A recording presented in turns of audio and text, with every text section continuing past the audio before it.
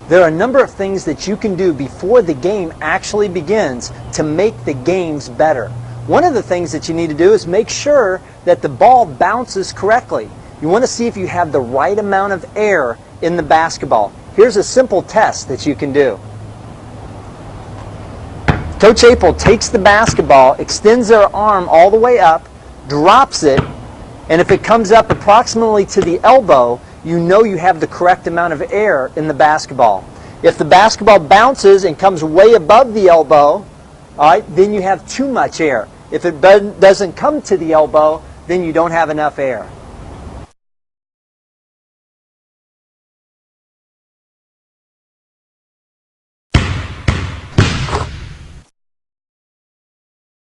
With respect to the shoes, if you're fortunate enough to have two pair of shoes, that's much better because you'd rather not wear the same shoes that you wear all day onto the basketball court. What happens is it breaks down the support of your shoe, then again causing potential injury. So if you can have a pair of shoes that you use just for basketball, man, that can help you. Also, if you have a pair of shoes, if you get a chance to play inside, you'd like to keep a pair just for inside play and one for outside play. May not always work out that way, but if you can, that's a little tip that can give you a slight advantage.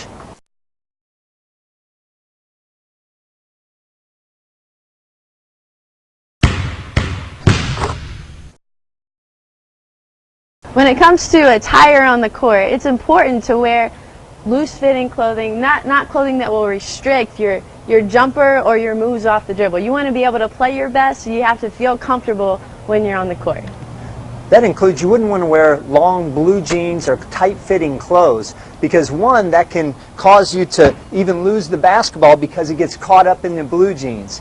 The other thing that you want to do to help you prevent injury is to wear clean socks. As silly as that may sound, if you're wearing socks that you've worn a couple times without them being washed, what it can do is it can, one, cause friction in the bottom of your shoe, causing blisters. The other thing that happens if you wear socks without washing them, you can get something called athlete's foot, which causes your feet to itch and the skin to crack. Again, we don't want to do anything to take you off this basketball court.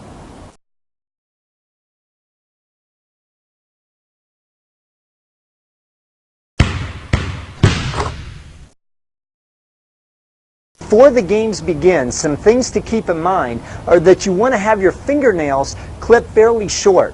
One, it's just common courtesy with the people that you're playing against. I don't want to cut the person I'm playing against and give them scratches and marks, just not good basketball etiquette. The other thing is you want to keep your toenails trimmed pretty short.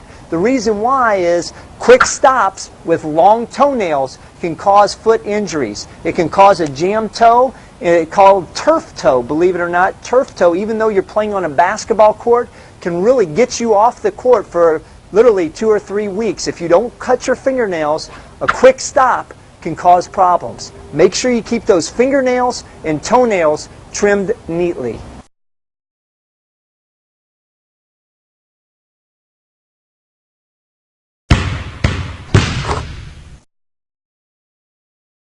Before the games begin, it's important to have a game plan as far as how you're going to hydrate your body when you're on the court. When you're on the court and you're playing for 1, 2, 3 hours, it's very hard to play at a peak level the entire time. So it's important to bring some water with you and hydrate between the games at timeouts, because that's what's going to allow you to play your best. And if you don't hydrate effectively, what that can do is, one, it hinders your performance, but it can also take you out of the game. Dehydration is a very important factor, and it's something that can keep you off the court. That's why when you'll watch players in the NBA and WNBA, you'll see every time out they're drinking water. You want to stay away from caffeinated drinks. Things like tea and coffee are great to have, but not on the basketball court. Dehydration, caffeine can add to a dehydration problem. Drink water.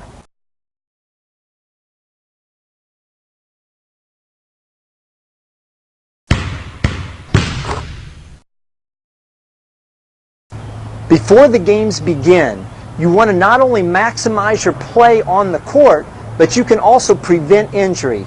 So what we need to do is you need to warm the core temperature of your muscle. A lot of times people think they step on the court, they stretch a little bit, here we go.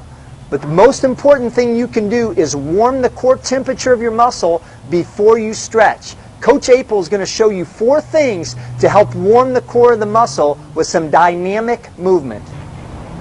The first thing is jogging forward and backwards.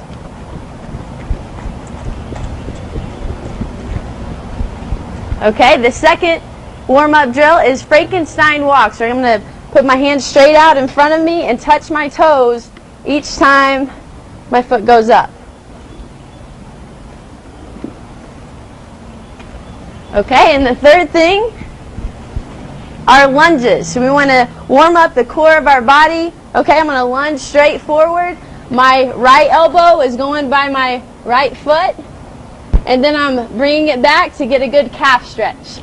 Same thing on the other side. Elbow down. Foot goes up for the calf stretch.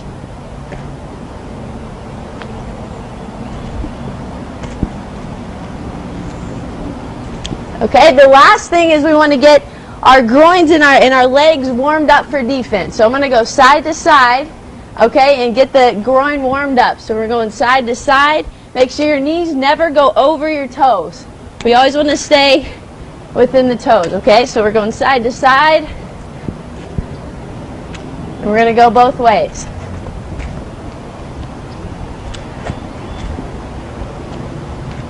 These 4 things will really help you get your body warm, your muscles warm, so you can play great in the game.